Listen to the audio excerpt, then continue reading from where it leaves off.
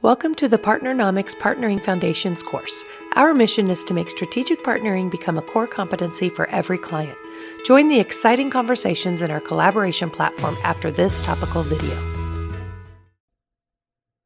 Welcome back. In this topic, we will introduce a flowchart that shares the decisions that lead to an organizational growth strategy. This framework will help us arrive at the answer of how we should grow our organization. This framework will help you determine which innovations may lead to growth opportunities and bring clarity to our overall growth strategy. Now let's jump in and step through the business growth flowchart.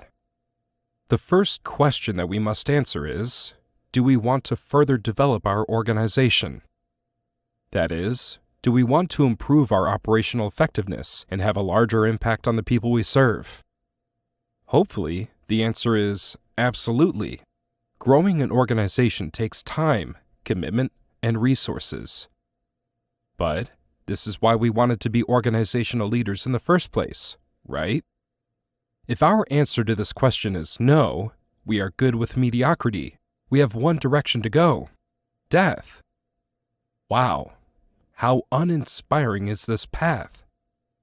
I really like the philosophy that Chris McChesney shared in his best-selling book, The 4 Disciplines of Execution, when he said, "Companies do not tread water. They either propel forward or they sink and drown." I couldn't agree more. Hopefully, your answer is absolutely. We want to grow. The next question we must answer is, are we going to settle for incremental growth, or are we going to swing for the fences and go for the home run for exponential growth? Generally speaking, incremental growth equates to single-digit profits that come by way of selling more of our existing products and services and/or cutting costs by becoming more efficient.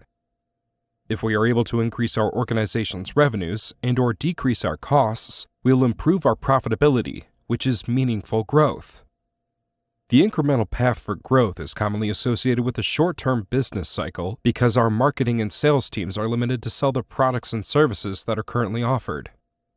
For mature companies and markets, this limitation usually constricts the organization's growth potential to single digits. However, if an organization has the leadership, vision, resources, risk tolerance, and commitment, it may step into the big leagues and go for exponential growth. The commitment to execute an exponential growth strategy requires a fundamentally unique approach to organizational development, and it is typically a long-term, multi-year strategy. Mathematically speaking, exponential growth happens when organizations are able to achieve profits that grow at an increasing rate over time. This is the proverbial hockey stick that business leaders want to achieve. Exponential profit growth only happens through innovation. Exponential growth initiatives require risk, time, vision, innovation, and commitment. When executives and their teams effectively execute an innovation initiative, the result is a competitive advantage. If we commit to an exponential growth strategy, the million-dollar question is, how? How are we going to achieve our competitive advantage?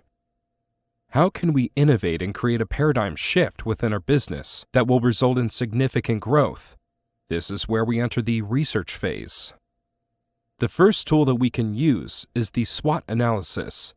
We learned in a previous lesson that SWOT analysis stands for strengths, weaknesses, opportunities, and threats.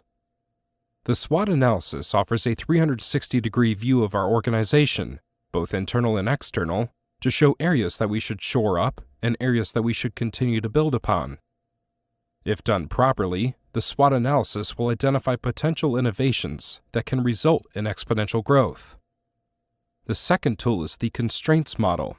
In his best-selling book, The Goal, Eli Goldratt introduced the theory of constraints.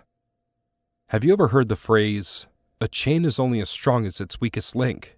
This is where that phrase was born. Goldratt said, a company's ability to grow revenues is limited by an organization's greatest constraint. Think of your business as a chain that starts with the first time a potential customer hears your brand, and it ends with your ongoing customer nurturing process. In your organization, where is your weakest link?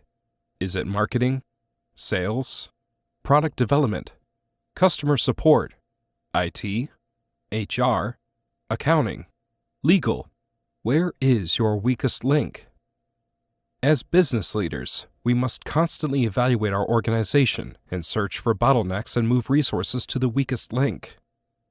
After we address our weakest link, our greatest constraint in one area, we must reassess our business and find the new weakest link and start the process all over again.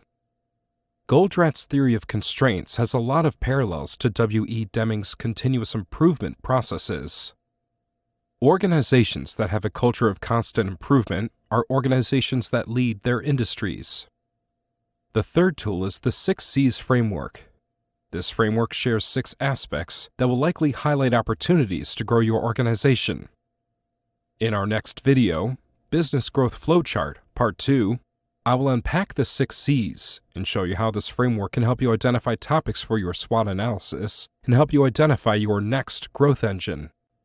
This brings us to the end of this topic.